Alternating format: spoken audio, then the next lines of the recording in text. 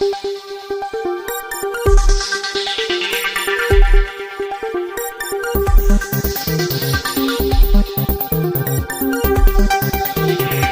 सर्वांना, SCN news चॅनलमध्ये आपले मनापासून स्वागत आहे। धुळे शहराच्या गुरुद्वारा परिसरात 2 गटात तुफान हाणामारी झाल्याची घटना घडल्याचे समोर आले असून पोलिसांनी शांततेचे आवाहन केले आहे। कोणीही अफवांवर विश्वास ठेवू नये, चुकीची माहिती पसरवू नये असेही आवाहन धुळे जिल्हा पोलीस प्रशासनाने केले आहे।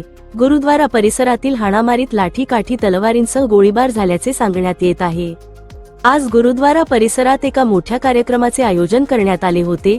या कार्यक्रमाच्या नियोजनावरून किंवा त्यातील सहभागावरून हा वाद उफाळून आला असल्याची चर्चा सध्या परिसरात सुरू आहे। धुळे पोलिसांनी या दृष्टीनेही तपास सुरू केला असून दगडफेक करणाऱ्या संशयितांचा पोलिसांकडून शोध घेतला जात आहे। पोलीस घटनास्थळी परिस्थितीवर नियंत्रण ठेवून आहेत। धुळे गुरुद्वारा येथील बाबा धीरज सिंग यांच्या मृत्यूनंतर गादीवरून निर्माण झालेल्या वादातून हा सर्व प्रकार घडला। या घटनेने धुळे येथील गुरुद्वारा परिसरात खळबळ उडाली आहे।